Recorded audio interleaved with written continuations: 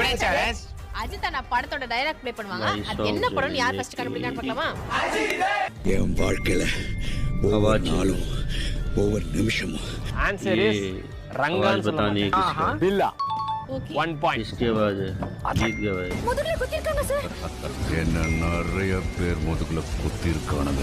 வேதாளம். ये आवाज बताओ தமாசு தமாசு.